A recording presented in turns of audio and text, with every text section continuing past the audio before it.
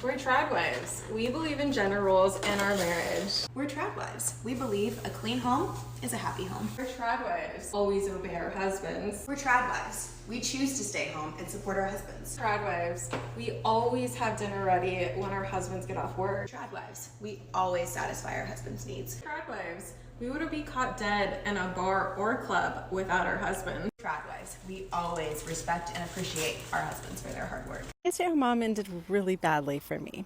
After 24 years of marriage, my husband would abandon our family, and my whole life would absolutely collapse out from under me. And unlike marriages where both spouses can take care of themselves, I was totally dependent on him, so when the marriage ended, that meant that I literally couldn't survive. I lost the ability to buy food for my kids. I lost the ability to put gas in my car. I had nothing. Out for my jog this morning, and I'm a little bit worried about the person who left all this stuff behind because I feel like something happened to him. It's not typical to just ditch everything, like his Rubbermaid and his backpack and the little thing full of food there. I once had all of my stuff in a Rubbermaid like that too. There was a time when, after my husband canceled the lease on our apartment and forced me and the kids out, while all the big stuff that I couldn't or didn't sell went into a storage unit, my whole entire life was a Rubbermaid box. I think I had a makeup bag, a backpack, and a little bin full of food. And while my soon-to-be ex-husband was still pulling in a high six-figure salary, me and my kids had absolutely nothing, and I was bouncing around, sometimes staying with Kevin in a room that he was renting from a friend post-divorce when his kids weren't there. Sometimes just sleeping in my car because I was too embarrassed to ask anyone for a couch for the night. And eventually moving in with a family member and renting their guest house, which is where I've been since my divorce until recently. For people who wonder, why didn't I get a job? I did. At age 45, I got my first adult job outside of our family businesses or being my husband's unpaid personal assistant. And that job paid $11 an hour. It was 4 hours a day. I made about $200 something a week after taxes, with 2 kids in college and 2 kids still at home that I was granted full custody of. And other people ask, why didn't the courts enforce alimony and child support? In every divorce, there's always a time delay. From the time that I finally had the money to even file at the court for divorce until the time that I saw a single penny from my ex-husband after emergency orders for support was from October until May.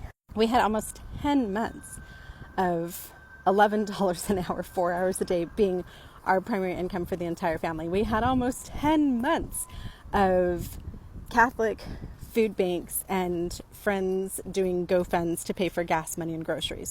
People ask me why I didn't get half of everything. Well, I did get half of everything. I got half of the Rubbermaid boxes full of camping gear and half of the bunk beds and tables. We didn't own a home, so we didn't have that asset to divide. Our cars were financed and they were upside down. We didn't even have any equity in the Mercedes that I was stuck with. So here we are 5.5 years post-divorce. He is happy and healthy and financially successful. He's paying $400 a month for one of our kids. Well, I'm still kind of duct taping my financial life together. Just had to downsize and move into a tiny little apartment. And I don't have retirement or savings or anything. Here's what I want you to do with this video. Send it to a 16, 18, 19, 23-year-old female friend of yours and tell them that a man is not a plan and that part of being a mom is being a provider and making sure that you can provide for your children's entire financial future, whether or not that romantic relationship lasts and whether or not that man stays alive. And if you'd like to know a little bit more about the day that I had to move out of my house and become homeless, I'd love for you to subscribe to my Substack. My column is Churchified by Life Take Two, where I shine a light on religious factors, especially those that impact women and families. You know, the main reason why I don't want to be married anymore is because the way that I've been able to make my 17-year marriage work all of these years is by compromising myself. Compromising what I think, compromising about what I value, compromise what I want, compromise the type of relationship that I want to have. everything has been a compromise, but it's been the compromise has been on my part, me adjusting, changing, doing things differently to please my partner or to make the family as a whole work. And I just know that it's just not the right thing to do anymore. But on the other hand, it's really scary thinking that I'm going to be 52 years old out there living by myself with my kids, trying to make it in this economy. I don't have an education. I never went to school. I didn't have a career or anything like that. There was no plan B. This was always the plan. Be married, stay married, raise a family, and just stay together and make it work to the end. I'm taking a huge risk, and sometimes I question whether it's the right thing to do.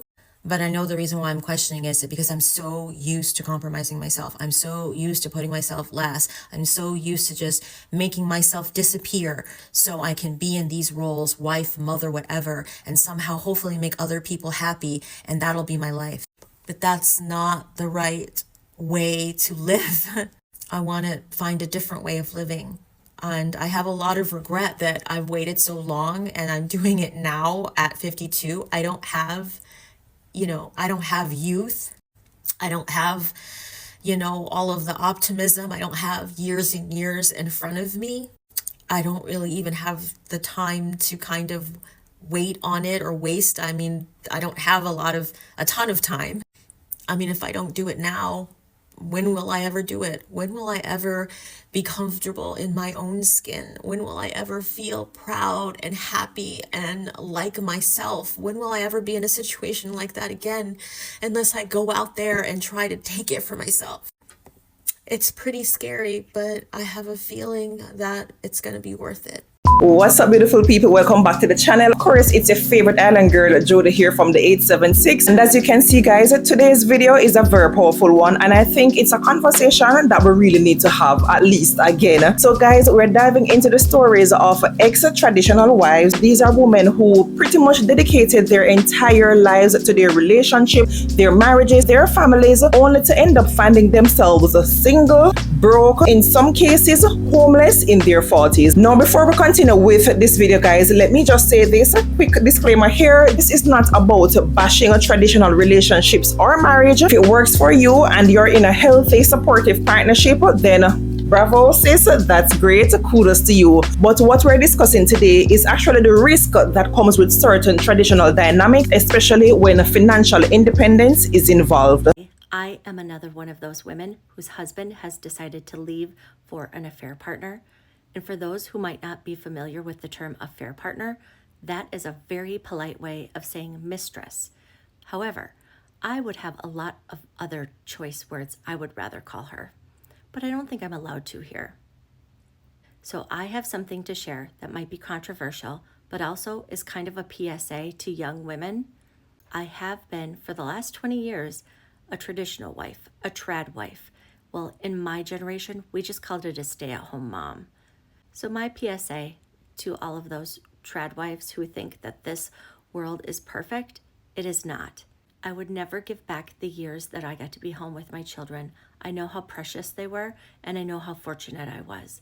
But right now, I am in a position that I don't wish upon anybody who has been at home with their kids. I have been out of the workplace for over 20 years. In the beginning of my marriage, I actually was the breadwinner for quite some time. But those roles changed quickly when I became the at-home parent. Protect your future. And what I mean by that is get a prenup, a postnup, whatever it is legally that you need to get to ensure that you are financially okay in the event that your husband decides to leave for a mistress, just like mine. I could spend 24 years, which is how long I was a Mormon trad wife, just telling stories about how my ex-husband Jake would withhold money from me as punishment. There's a time period just a couple years before our marriage ended when he was really, really aggressive and violent towards me. And it was also the time that he was cheating on me, but I didn't know that at the time, when he would get really mad and just never give me money. It was also a time when he was traveling for work. He was transporting vehicles across the country, and he would be gone for 2, 3, 4, however many weeks at a time, never knowing when he would come back. I've done other videos talking about how that I was never on our bank accounts. At this time, I had a bank account, but I wasn't on Jake's bank account, and I didn't have a job. I'd been a Mormon trad wife for about 24 years at that time. So what he did is he gave me a monthly allowance. And if he was mad at me, he would leave and go on road trips and leave me and my kids with zero money. And we lived in a beautiful $500,000 luxury high-rise condo in downtown Ogden, Utah, but I literally did not have any money, any income.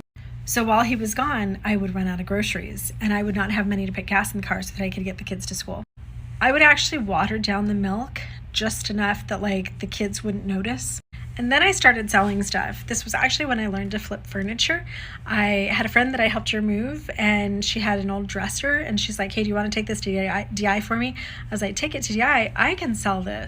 So again, we were living in a condo. I didn't have a garage or anything, but I took the dresser home. I moved all of our living room furniture against the wall, put down some cardboard on my living room floor, bought a paintbrush, bought a can of paint, and refinished that dresser and sold it and made like a $75 profit. So I started flipping furniture inside my condo in Ogden, Utah. And I started selling all the jewelry I had, like every diamond that I've ever had. I sold to pawn shops around Ogden so that I could buy milk for my kids. I know in some of my videos I have my antique jadeite dishes in the background.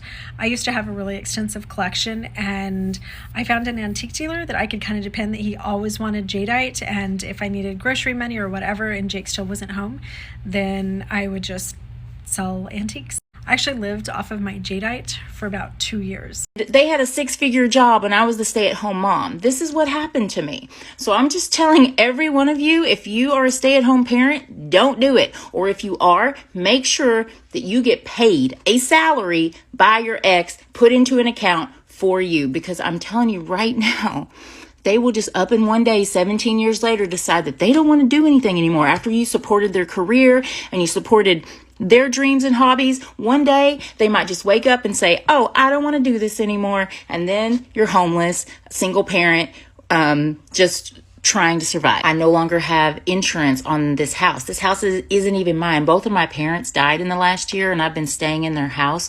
Like the electric bill's not even in my name. I had to go this morning and pay the past due bill so they wouldn't cut it off. I work on the weekends. I work through the week. I am not making enough money. I am trying. I'm disabled. I was a stay-at-home mom for 14 years. I haven't had a job interview outside of the home in 20 years. I am literally doing my best. I am drowning in debt, in depression, in trauma. My ex sends me abusive texts when I try to ask for anything to be done about the child support for them to parent. There will never be consequences for them ruining my credit because they don't pay what is court ordered. There just never will be. And I know I'm bitching. I don't care. I'm bitching because it's not fair. And lots of women go through this, and it's disgusting and sick, and something should be done. Editing Jody here. I just wanted to quickly point out these two comments, because while I was doing my research on these videos, I was really looking into the comment section, and these two comments really stood out to me. So your mama shared, I used to be a TRAD wife, got married at 20, I have 5 kids. It's not smart. Restarting life at 40 isn't easy. Michelle also chimed in and shared, I was a TRAD wife before it was trendy, and it didn't stop him from cheating on me with everything that moved. And this is just 2 of thousands of comments that pretty much echoed the same sentiments. 7 months ago, my life flipped completely upside down when I got a wild hair to check my husband's Apple Watch. And in 2 seconds, I found some of the most disgusting text messages that I have ever read from a married man. And I discovered his infidelity. And 24 hours later, he and his parents walked out of my house. I lost, at the time, what I felt like was my whole life. And for anybody saying, it's been 7 months, get over it, it's very apparent you've never experienced anything like this before, as this is the most traumatic thing I have ever been through in my entire life. I lost my best friend, I lost an entire marriage, I lost essentially the father of my kids, my life partner, in a split second. And I wasn't expecting it. I've spent the last 7 months trying to figure out what life is going to look like for me and my girls, as we are in the middle of a divorce that I had no control over. And life is going to look a whole lot different. I am now going to be the provider for the three of us, and I've spent a lot of time figuring out what I wanted that to look like and how I wanted that to be, and how much I didn't want the girls' lives to shift and change for the choices that someone else made. And for the first time in 7 months, I'm excited about the future and what this is going to do for me and my kids. And I'm proud of me for doing way more than I ever imagined that I could. And I think that life is about to get a whole lot better for us. And I think we're going to have a life that we never ever could have had before. And I'm grateful and I'm excited. And for the first time in a really long time, I'm hopeful because things are looking up. I started sharing my journey here in March, and this all started in January. And I never dreamed that this is what that was going to look like, that 230,000 people were going to start following me and my redemption story. But I'm excited, and I'm here to tell you that that story starts now. So thank you for being here, and I hope you'll stick around to see where life takes us. Let's be honest and have this conversation. Many women are still being told that their value lies in just being a wife and just being a homemaker and just being selfless and devoted to a man. While there's nothing wrong with choosing that path, the problem is too many women were not given the full picture of what can happen if things don't work out. No, if we should really think about it, a woman spends years, sometimes even decades, taking care of a household, raising children, and of course making sure that her husband is fully supported. She may have to put her career on hold, sacrifice her personal goals, as well as prioritizing her family's needs over hers. But then one day, God forbid, marriage ends. Whether it's because of a divorce, it could be infidelity, or simply they just grew apart, and even death. Unfortunately, suddenly she finds herself alone without a financial security and oftentimes without even a safety net. 50-50 divorces aren't fair. Stay-at-home moms should be given 100% of everything in divorce and should be awarded alimony for life. First, a little bit of data for background. 80% of stay-at-home moms have zero retirement, which is why elderly females are the most vulnerable demographic in America today, with higher poverty rates than almost anybody. Only around 17% of alimony is ever collected, and that percentage is not necessarily indicative of that alimony being paid on time. And less than 40% of child support is ever paid. And again, some of that 40% is child support that's paid long after the children are grown. 60% of men financially do better after divorce, while 47% of women and children experience poverty post-divorce. So here's some numbers. We're going to do some math from my marriage. I was Mormon tradwife, married to my spouse for 24 years, and I calculated an annual total of $150,000 income.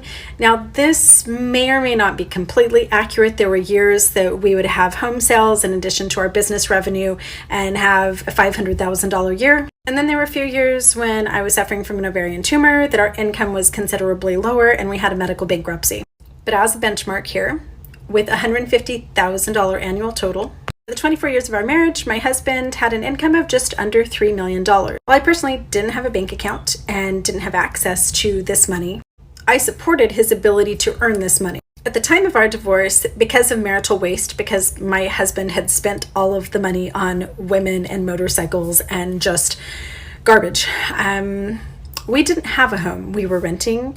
We didn't own our vehicles. Everything was financed. And the only asset that we did have was cash in the bank, which he took and hid. So when we divorced, I had nothing. I did get half of everything that we had, which was some Rubbermaid boxes full of camping equipment and pool toys and some of the furniture, including IKEA beds and some antiques. But let's say, like many people who have been married for some length of time, that we had assets to divide, and we had divided everything 50-50. And let's say that I took with me $100,000 from the sale of a home and vehicles and other things. After 24 years of Jake earning $3.6 million, for me to walk away with $100,000 isn't fair. As is the case with all stay-at-home moms, my husband left our marriage with a career, with a resume, with job skills in the real world that didn't disappear because he was divorced. In fact, he had more time to work and could focus on his career had he wanted to. The year we got divorced, Jake earned $200,000. At the time of our divorce, I was a stay-at-home mom and my income was zero. As I previously stated, we had no assets to divide, so the money that I took from our marriage was also zero. Which is why I do videos about how that I had to borrow money from friends to put gas in my car, and I fed my kids with boxes of food from Catholic Charities and the Mormon Bishop Storehouse. To compensate for the income disparity, my husband was court-ordered to pay around $2,600 a month in alimony and child support for a total of about $31,000 a year, making my income over $168,000 less than his. By the way, my ex-husband only actually paid alimony the first month after our divorce, and then intermittently for a little bit after that, I no longer receive any alimony. Jake's income, by the way, represents time, money, resources, talents, and work that I put into his career throughout that 24 years. But of course, my name was not on the paycheck. By the way, I had full custody of the kids and 100% responsibility for them. They lived with me all of the time. So if my husband had paid alimony for that 5 years, I would have received over that 5-year time span about $156,000. Had Jake continued at the job that he was working when we divorced for approximately $200,000 a year, in that same 5-year time span, Jake would have earned $1 million. After being a stay-at-home mom since age 20, at the time of my divorce, I was only capable of earning minimum wage. If I take a $15 an hour wage and project it from age 45 to a retirement at around age 70, my earning potential for the rest of my life until I retire is about $750,000. My husband, on the other hand, with the career and the job skills and the resume, etc., in that same 25-year time span, would earn $5 million. The only way that this math adds up is if a man is not your plan.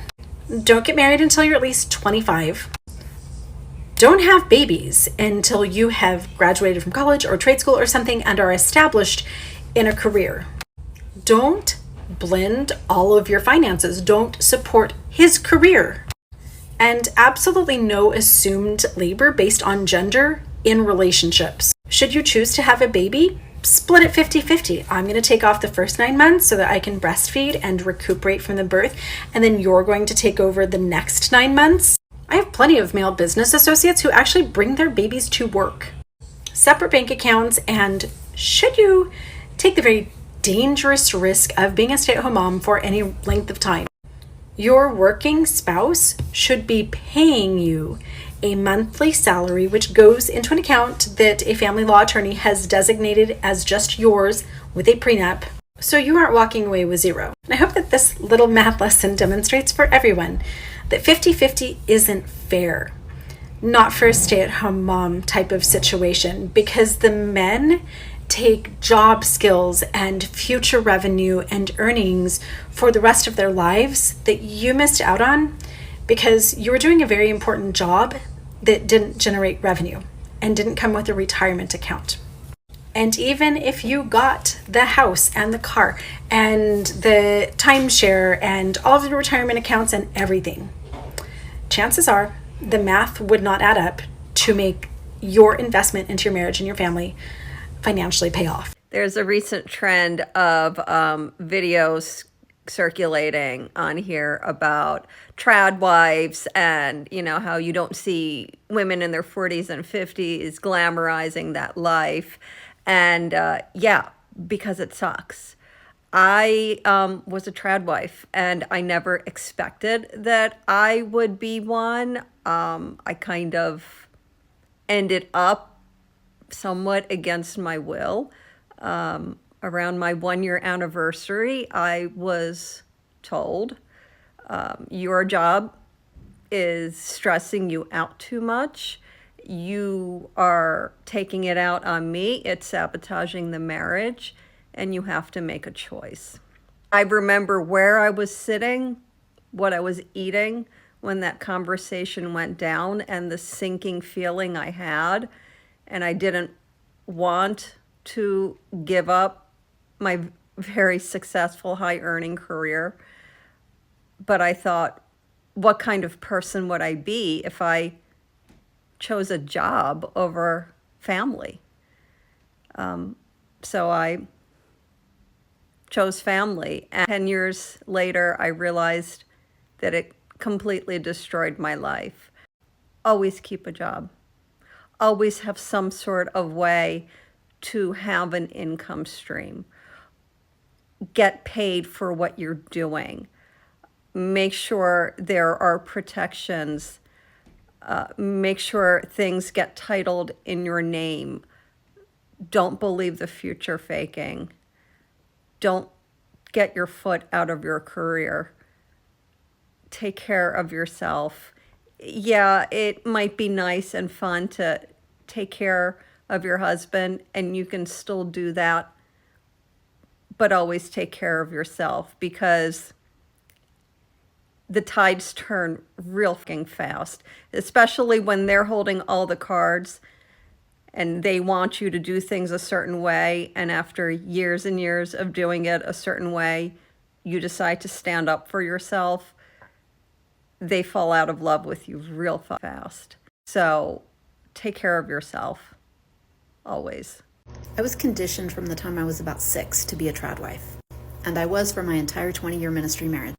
When I was a little kid, I remember going to an event and being coached by my mom that if anybody asked what I wanted to be when I grew up, I was supposed to say that I wanted to be a wife and a mom. And that was the only acceptable answer. And of course, that got a lot of praise from older people who were sort of delighted that this cute little girl wanted to be a wife and a mom, because nobody wants to be that anymore. Of course, on social media right now, we sort of have the tradwife wars, where you have tradwives advocating for that life and those who have divorced out of it advocating against it. If the stars align and you're in a great situation, it can work. A good man who has a great income, and you don't hit any bumps in the road like him becoming disabled. But those of us who had a very different experience are here to tell you that you don't want to bank on that. Even if you're a stay-at-home mom, have your own money, your own investment, have a safety net. Even if you don't think you will, you might need it. This is what we're seeing and observing in today's discussion so far. Women who were all in their marriages, who believe that they were doing everything right, only to be left struggling to rebuild their lives from scratch. And some of these women were even left with nothing, no savings, no assets in their name, that is, and no real career to fall back on. First, guys, we can talk about how common this actually is. The reality is that women in these traditional roles are often the ones making the biggest sacrifices in their marriage. When things fall apart, as you can see, they are the ones who are left the most vulnerable. Many of these women are unfortunately finding out too late that they were never financially protected. They weren't on the deed to the house, they had no access to the major asset, and they spent their years pretty much relying on their partner, who in the end didn't even look out for them. Women in their 40s who get divorces and kind of change their life and switch gears, and they're being accused of having a midlife crisis, no.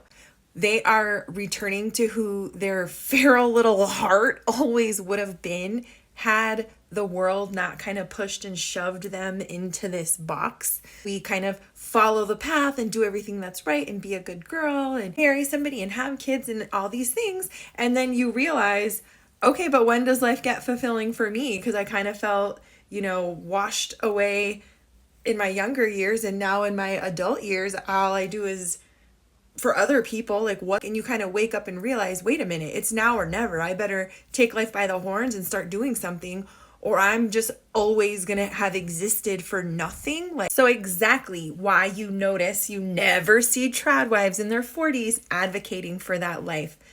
And you can discredit this by calling me whatever you want, bitter, jealous, old, gray, blah, blah, blah. This is just one woman with some experience trying to shed light to some other women, because I wish somebody would have told me this. I know that not every young girl out there is naive and stupid and like, I can't wait to serve some man. I know there's some young women, some people out there that are like, man, what could make me happy? And I'm just trying to share some perspective, because life does get great, and it's not as scary as people would have you believe. So yeah, trad wife life, it does nothing but serve other people, and you can matter too. I've been told my entire life that having a career would be detrimental to my children, that it would be selfish, that the only time that I should even consider doing it is when we absolutely had to. My kids just found out that I have a podcast, and they asked to listen to it, and they turned it on Echo, and it came on, and they heard my voice, and they heard my sister's voice, co-host, and then they all started clapping, saying, "Yay, Mom!" And it's just like, not only is me working not detrimental to them, but it is lighting them up to be able to see their mom like provide for their family, do some really kick-ass things. I always wanted my kids, especially my girls, to have an example, like a strong woman who has a career. And it's me.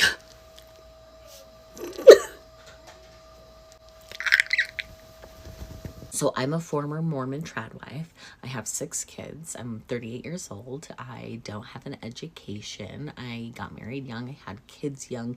And I absolutely gave up on my hopes and dreams to choose the life that I have now. If you would have asked me 5 years ago if I felt like I had choices in my life, I would have hands down told you that I was incredibly happy with the choices that I made, and that I made those choices knowing full well what I was choosing. Now that I've been out of the church for 3 years, I will tell you that I was never actually given a choice, because I see that the choices that I were given were not given in an honest light. It's not fair to show someone 10 candy bars and say, hey, you can choose this candy bar, which is the right candy bar that you should choose, or you can choose these 9, which are poisonous and deadly, and if they don't kill you, they're going to kill all of your friends and family members.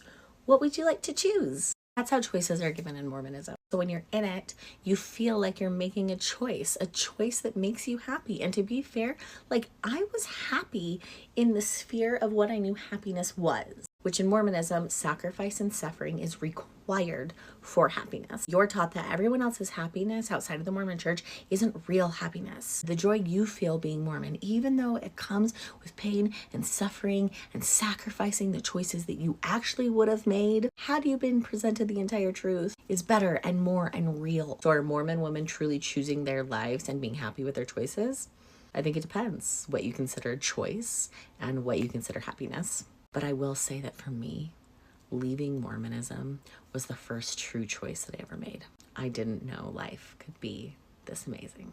Guys, I want to take a moment and to highlight something that is so important. Not all men operate like this, and not all traditional marriages end in disaster. But we definitely cannot ignore the fact that too many women are walking away from these relationships with absolutely nothing to show for it. And this is why financial independence is such a crucial conversation. Whether you choose to be a stay-at-home mom, a wife, or a mother, or you just want to embrace more of that traditional role in your relationship, then I believe there has to be a plan for your own security. Let's be real, guys. As a lover of love, I am a lover girl down to the bone. Love is absolutely beautiful. Marriage, absolutely beautiful. But when life happens, people change, circumstances shift, and unfortunately, not every relationship stands the test of time. And if you've spent years depending on someone else to provide for you, only to have that foundation ripped away, then what happens next? So today is my 3-year wedding anniversary, and I can without a doubt say that this has been hands down the most depressing, miserable, horrible 3 years of my life. I have literally never been so depressed. I've never hated another person more than I hate the person that I married. While I run my ass off and I do everything for everybody in my life, like me, my kids, him, he goes to work and works enough. That's it. He works.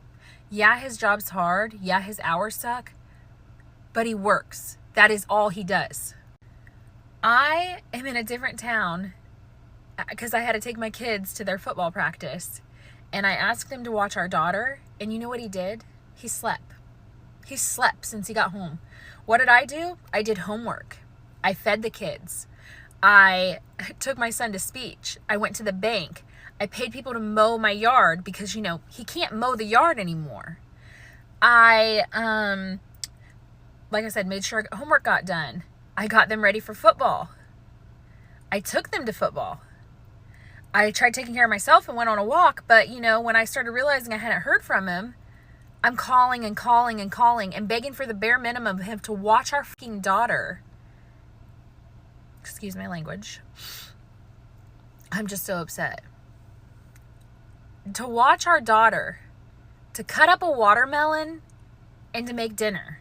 I mean, that is absolutely bare minimum. That is not, that's not asking for much. And it's not even today. It's not even today. Oh, so then when he realizes that he's almost running out of time and we're going to be home soon, he's like, oh, I can't because I don't have this. So you know what a normal person would do? They'd be like, oh, I don't have that. Let me go get it. But guess what? He has 30 minutes until everybody's going to be home. So he's just like, I'm just not going to do anything. I'm just going to lay now because I waited so long and now I'm mad at myself. Now I'm just not going to do anything because F it. I am 30 years old and I'm literally begging for the bare minimum every single day. I am a married single mom. That's what I am. Yeah, I don't work, but the amount of weight I carry, I have been applying for jobs. I mean, I can tell you right now, the reason women stay in relationships is one, because they don't have the means to leave financially, like a house. Two, the idea of a family. I can tell you why I've stayed. Money. It's that simple. I wanted to be a stay-at-home mom. He used to want me to be a stay-at-home mom. Now he just doesn't care because he doesn't care about anything. I shouldn't have to wake a 32-year-old man up for work. No matter what shift, first, second, third, I shouldn't have to wake him up for work. I shouldn't have to tell him what time to set an alarm if I can't wake him up. I shouldn't have to call or make people go wake him up. I shouldn't tell a grown man that he probably should shower after working all day. I shouldn't have to tell him to brush his teeth. I shouldn't have to tell him to feed his kids while he's taking care of them. I shouldn't have to tell him to watch his kids. I shouldn't have to tell him what to put the kids in when it comes to clothes. I shouldn't have to tell him where the clothes are. He doesn't even know my kids' teachers' names. I shouldn't have to manage his schedule and mine and my kids.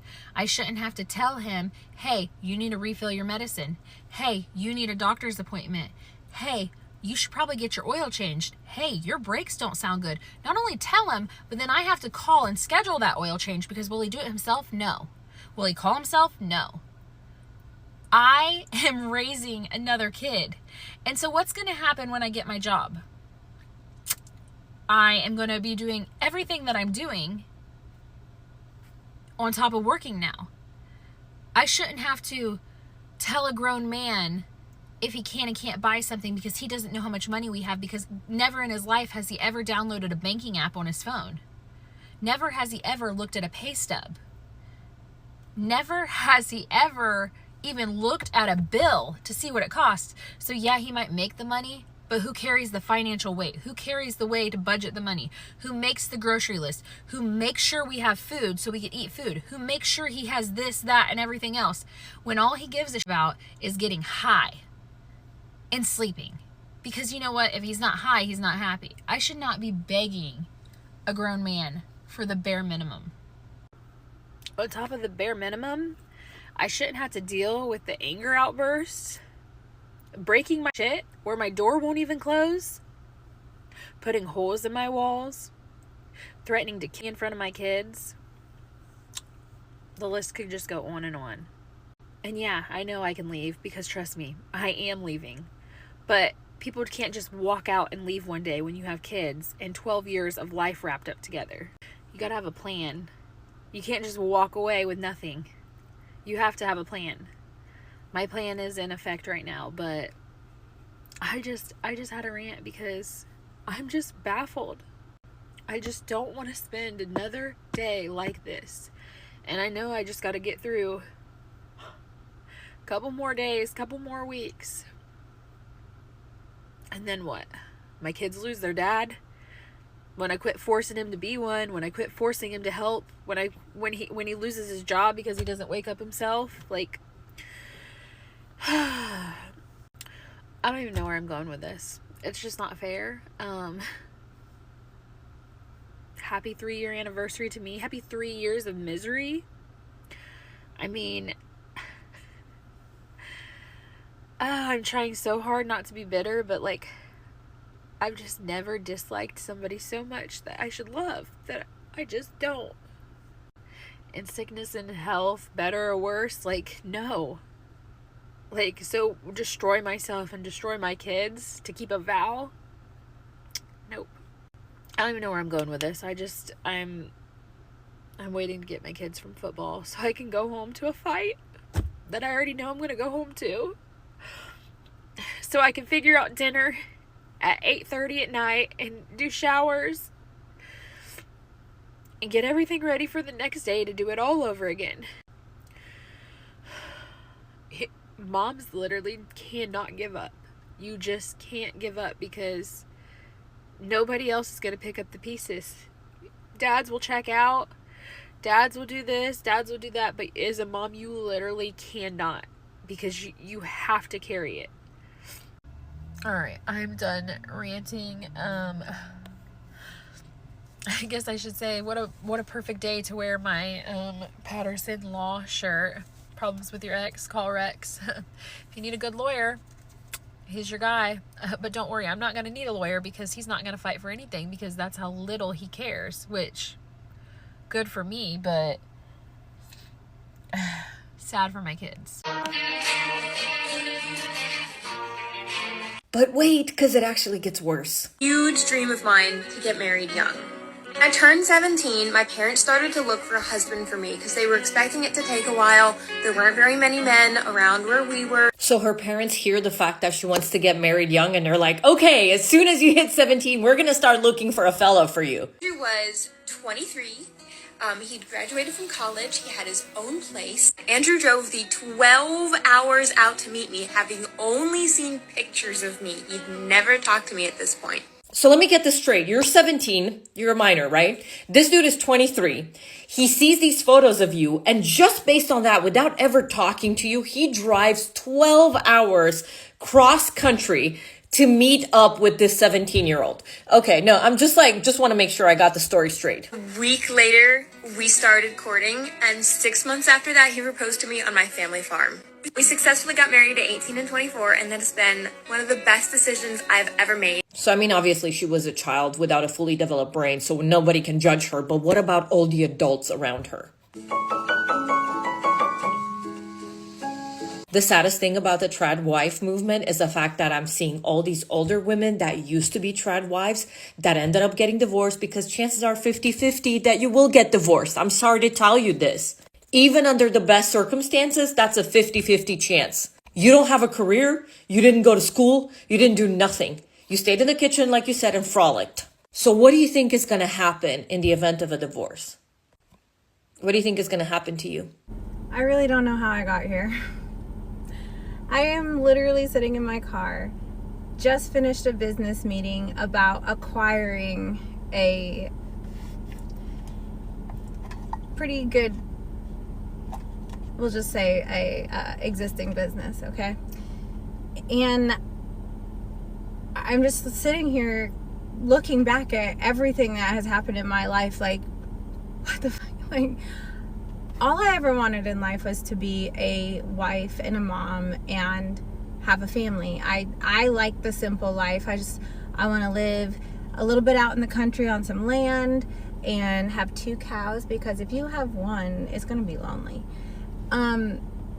With my family, and I wanted a big family, and you know, the kids come over when they grow up, and then the grandkids come over, and like we all ride 4-wheelers together, and just all that kind of stuff, you know.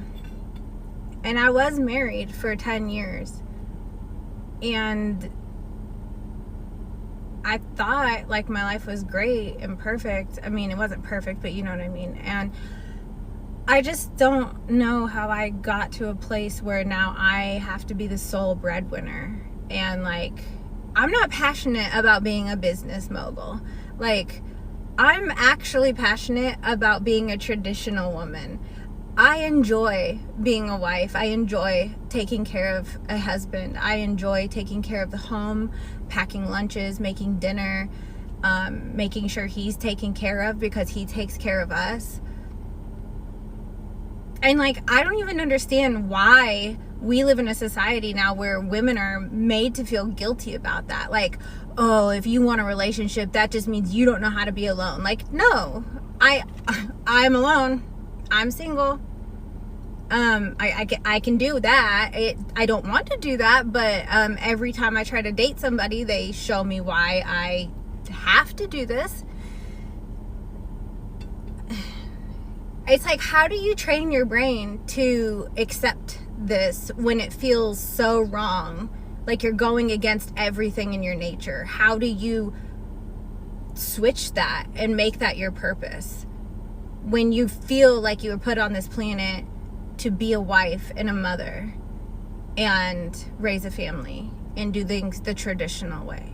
The realities of what it looks like to start over, you know, after putting everything that you have into a marriage that unfortunately didn't last. Some lost their homes, as you saw them, you know, had to just figure it out, how to support themselves as well as their kids and to do it all by themselves. Some of them even end up sleeping in their cars, as one lady says, as well as, relying on other family members just to survive. One of the hardest parts, many of them did not see this coming. They believe that they were in stable marriages. They trusted their partners. They thought that they were secure, but when things ended, they realized how little control they actually had over their lives all of these years. So what's the lesson here? First, always make sure that you have something that is yours. Whether it's a career, a side hustle, an investment, or just some savings, stash away, something that ensures that if things should go left, you are not left alone. Secondly, be involved in your household finances. Know what is coming in, what is going out, what is in your name and what isn't, because you find that too often women find out after a breakup that they had no real financial stake in their homes, and that is so unfortunate. And of course, thirdly, never stop prioritizing yourself. Yes, be a great mother, be a great partner if that's your part, but don't lose yourself in the process, because at the end of the day, if things don't work out, you are the one that has to pick up all the pieces. I have no words, y'all. So first viral video for me after almost 3 years on this app. Go figure. And it took this content. Apparently it resonated with someone. Grabbed this comment randomly so that I could talk more about this. Married 30 years, stay-at-home mom, 4 sons. Divorce started over at 48. Wasn't easy, but I did it. Yes, it's hard. And we can do it. But holy shit, it shouldn't be this hard. Between the economy being so bad and then starting over, it's awful. So my mom was a trad wife, like I talked about in my first video, for all of my life. And Dad died at 54. All 3 of us, I was the baby, so all 3 of us were out of the house, but hadn't been out of the house long. Dad died just before I gave birth to my first child, and I was 23.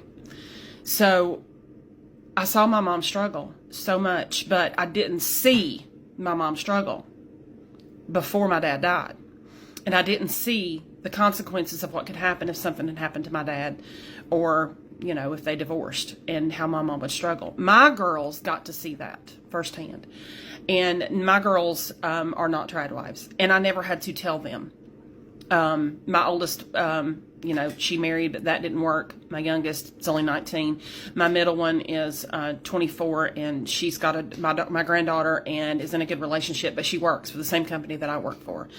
Unfortunately, as a trad wife, as a full-time stay-at-home mom, job employers don't look at that as a job skill. And now that I'm 49, raised an 80s baby, and internet wasn't a thing when my kids were younger, but as they got older and that was a thing, it just the availability to do online classes wasn't necessarily an option at that time. So I just did what I did and never thought that I would ever end up divorced at 40, but I did. My ex, this platform is not going to be about throwing my ex under the bus. We've worked through a lot of that, and we're 10 years out and in a healthy place with our kids and with each other. We can have decent conversations without bashing each other. But at the same time, I'm just struggling. Now, I did get equitable distribution from my marriage, and then I had to use a lot of that to supplement my income to take care of the kids at that time when they were still at home. And then I met a person who took advantage of me, and I'll never see that money. And I made poor decisions in my finances, and I've had to learn the hard way. Because while my mom was a trad wife, she handled all the finances. My dad was illiterate. He could barely write his name on a piece of paper. Which is really sad, but he didn't have an education. And, but he worked, he was a blue collar worker, welder, made decent money for the 80s. And my mom and my dad with one full-time income, and my mom babysitting and doing cake decorating and different odd jobs to put extra money in the account. And then she gardened and we grew everything. I hated the summertime because I never got to sleep in. There was no fun summertime stuff. But we always had food in the cabinets and meat in the freezer, and we didn't do without. I didn't know we were poor because really we weren't. We just didn't have a big income. But Mom and Dad paid for their house in 8.5 years. Yes, you heard me correctly. My mom with no income, no regular income, no full-time job, and my dad with a full-time blue-collar job paid for a house in 8.5 years in the 80s. They moved in that house in 79 when I was 4.5 years old. And it was paid for by the time I was 12, 13.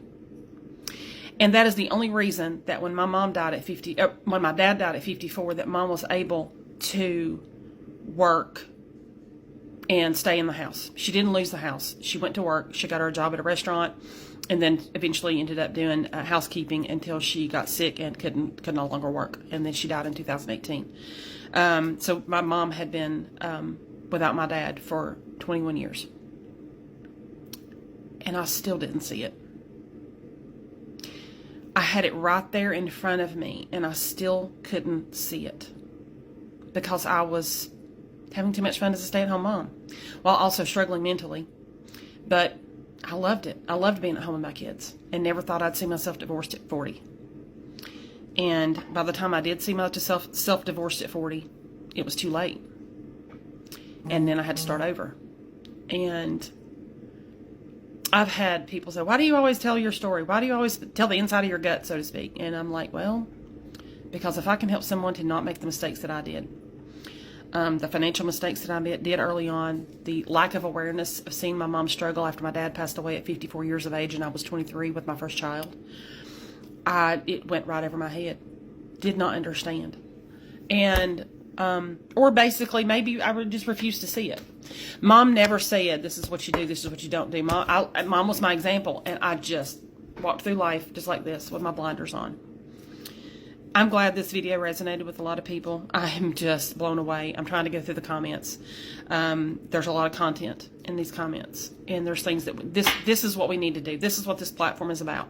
We need to talk about these things. We need to be very transparent with each other, and especially us women starting over in the workforce. I've decided I'm going to add something to my resume, though. Those of you who are in this field, let me know what you think about this. I would love some feedback on this. So my mom, after my dad died and she started the housekeeping, she had her own business cards, and she listed all the things that she would do on the daily, including running errands, picking up dry cleaning, cleaning the house, laundry, fresh sheets on the bed every week, whatever. House, windows needed to be cleaned, door facings, baseboards. Mama did it all. And came home every day in so much pain that because her body just, we get older and our bodies just don't work like they used to. And I don't know. I just sat back and watched her struggle, but still couldn't see it. But she started calling herself a domestic engineer. I loved it. And why I've never thought about putting that on my resume, I don't know. But it's definitely something I think I'm going to look at, because I raised 3 kids and kept the household running for almost 20 years. We were married in 95 and we separated in 2014, and our divorce was final in 2016. So I had been back out in the workforce for about 10 months when I left him, and managed to scrape together some money to get an apartment and get out. And this platform is not going to be about bashing my marriage. We're not going to be talking about my marriage, but I want to talk about what happens after marriage. What does that look like to us? What are our options? Now, right now, I work I work a full-time job and a part-time job, and then I babysit a little girl that's 2, she's precious, and I just eat her up every time I'm with her. She's actually very good for me because she is just such a snuggle bug. And, so it's great for me, but, her mom's single mom, and I help her out. But I work full-time for my current company. I'm in the finance department. I work with expense vendors, and also with our stores on the expense side. And then I do Spark. I make deliveries for Walmart through the Spark app. I want to get an education. I want to further my degree, or get a degree and further my education to help me. But that takes time, number one. And number two, when am I supposed to sleep? When am I supposed to eat? I'm already working 2 jobs. I work 7 days a week, 365 days a year. It's extremely rare for me to take a day off. If you go back and look at some of my other videos, some other content, I've talked about a lot of that. I've talked about the struggles. I have been very transparent and sit and cried on videos, talking about how I'm so stressed. And a lot of my anxiety and depression right now is because I work 2 jobs, and I'm exhausted. I'm mentally and physically exhausted. Last night's the first time that I have had a restful night's sleep in weeks. Doctor managed to give me a medication that helped with some of the panic attacks, and I was able to rest last night. I got a full 6 hours before I woke up. So I feel a lot better, but let's continue this conversation. It is definitely one that needs to be had. And if us older women can help the younger generation to make better choices, and I know the economy is playing a big part in that, and my time's almost up on this video. I'm sorry it's so long. The economy is playing a big part in that, but at the same time, we got to teach our younger people, our younger women, how to take care of themselves and not rely on a man to take care of us, because there's no guarantees that's going to work. So let's keep this conversation going, and let's not let this fall by the wayside. Let's keep this going and help each other. I will be posting more content, but I've got a busy day, so y'all have a good one. And again, thank you for all the views and likes. We must admit, these stories are truly heartbreaking, but they're also empowering, showing that starting over is indeed possible. Many of these women, have rebuilt their lives, found independence, and create a whole path for themselves. And that's the message I want us to leave with today. Marriage, love, and family are all absolutely beautiful things, but so is security, independence, and of course, self-sufficiency. We can have both, and we should indeed have both. As always, guys, let me know your thoughts down in the comments. Have you ever experienced something like this, or anyone who has ever had any experience like this? And of course, what are your thoughts on this whole traditional roles in relationship? Let's continue this discussion, of course, down in the comment section. This is where we're going to wrap up today's discussion. If you have enjoyed and haven't yet liked or subscribed, please go and do so now. And if you enjoy content like this and want to continue to watch more relatable discussions, you can go ahead and click that up next video with the right you saw on your screen and enjoy the day away. As per usual, guys, thank you again for sticking with me until the end of another discussion. My name is Jody, and I aspire to inspire. Until next time, guys, walk good.